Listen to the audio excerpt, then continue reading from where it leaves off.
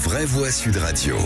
Félix, 400 chefs cuisiniers et restaurateurs signent une tribune contre la loi du plomb dans le monde. Nous, restaurateurs, faisons ce métier pour nourrir, pas pour empoisonner. C'est le titre, ça, de cette tribune où l'on peut lire, je cite, « Nous sommes inquiets de la hausse effrayante des cancers, inquiets de la qualité des produits que nous servons, qui ne semblent que se détériorer, ces derniers contenant toujours plus de résidus de pesticides. » 400 chefs cuisiniers qui ajoutent dans le monde, « En tant que partenaire direct, nous avons bien conscience des difficultés que rencontrent les producteurs français au quotidien.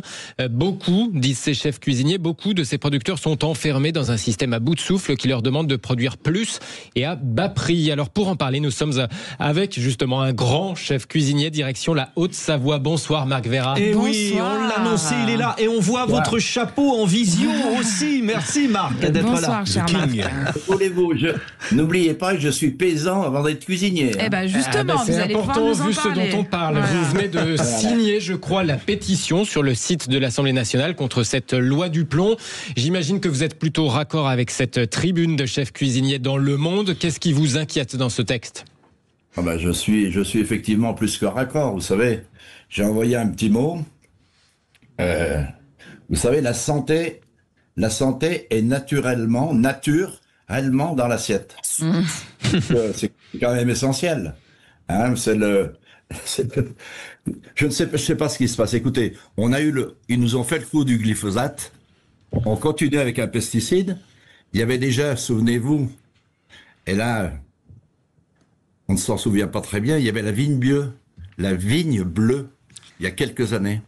Ah non, on s'en souvient pas, effectivement. Eh oui, vous savez, c'est intéressant. Hein. C'est M. Jospin qui abolit tout ça. Et il a bien fait, il a fait un bon travail. Non, mais ce que je voulais simplement dire, c'est que, vous savez, la source de vie de chacun, si vous êtes là devant les micros, si moi je suis encore là, c'est grâce à la nourriture. Bien sûr. On est conscient de ça. C'est prioritaire. Et puis, je veux dire, la nourriture, c'est la France, c'est la table, c'est nos agriculteurs, c'est nos producteurs. C'est la richesse de la France. Mais qu'est-ce qu'on veut ? On veut détruire tout ça. Et puis écoutez, en plus, au niveau de l'écologie, c'est monstrueux, quoi. La destruction des abeilles, il y va... L'argument des partisans de cette loi du plomb, c'est de dire que pour nourrir tout le monde et produire en quantité, ça peut pas être que du 100% bio. C'est finalement ça qu'ils vont vous rétorquer. Eh bien, je crois qu'ils n'ont pas totalement raison. Vous savez pourquoi ? Parce que on a industrialisé le système de la nourriture, des produits, et vous savez que le déchet de ces productions, vous savez combien c'est ? C'est 33%. Vous vous rendez compte ? 33% de gaspillage. Et si on commençait par ça ? Et Marc si on Vera, achetait... Oui. il y a aussi ceux qui vous contrediraient, qui diraient que dans la totalité de l'Europe, en fait, les agriculteurs peuvent se servir du glyphosate, qui a été interdit, pour rappel, en France en 2018, qu'il est remis dans la sauce, mais que jusqu'en 2030. Là, c'est l'acétamipride. Pardon, l'acétamine, excusez-moi, ouais. Oui, voilà. Que c'est que jusqu'en 2030, le temps de trouver d'autres solutions, en fait, pour pouvoir se servir de produits plus naturels, et que si on le fait pas, en fait, on va continuer à importer d'autres pays qui utilisent eux des pesticides bien plus forts et qui n'ont pas les mêmes normes que vous, et que finalement c'est le serpent qui se mord la queue. Qu'est-ce que vous avez à leur répondre ? La première chose, c'est que, à mon avis, achetons français. Bon, ah oui. Oui. Des produits de proximité, achetons français, consommons moins, consommons mieux.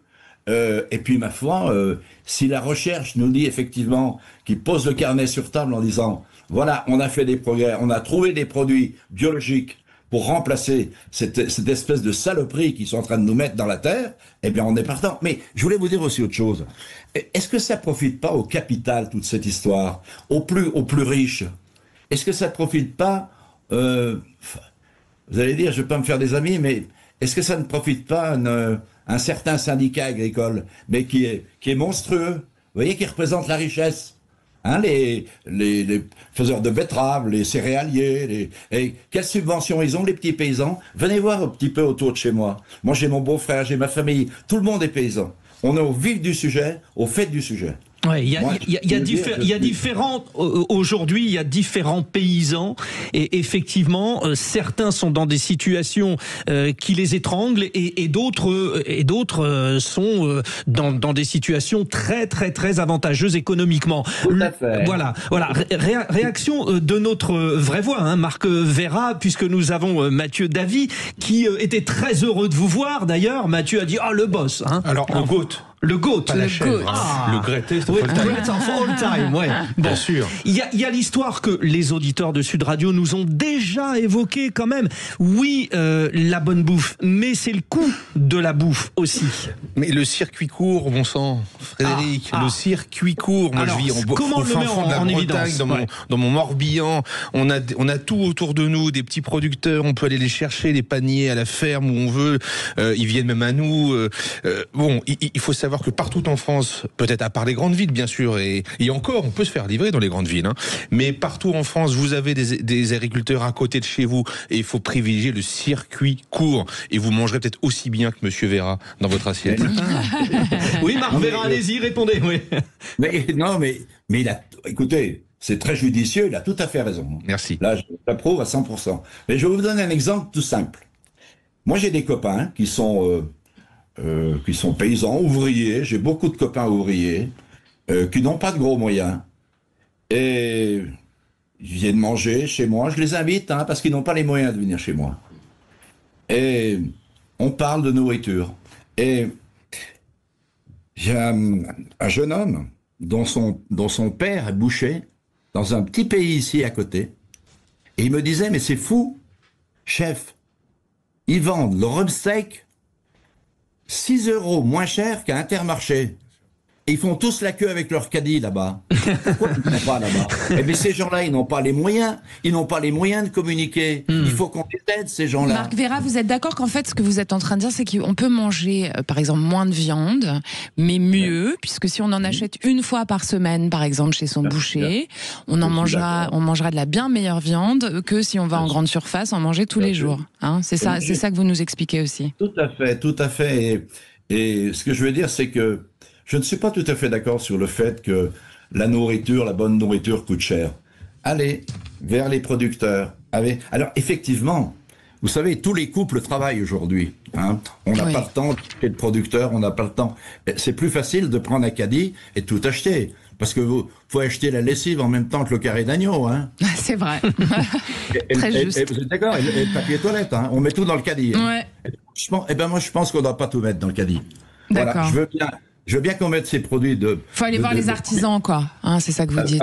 Mais attendez, moi je suis fou furieux d'entendre des choses pareilles. Ce n'est pas possible que des gens qui nous gouvernent ne prennent pas en part la santé publique.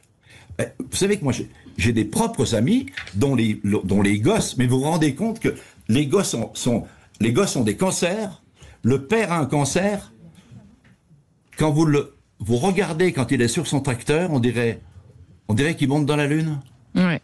Cendrier et tout. Et on veut nous faire croire que... Non mais c'est pas possible.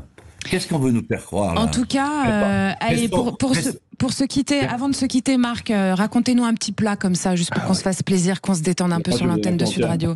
Vous savez quel est mon meilleur petit plat? Allez-y. On note. Je vais vous expliquer.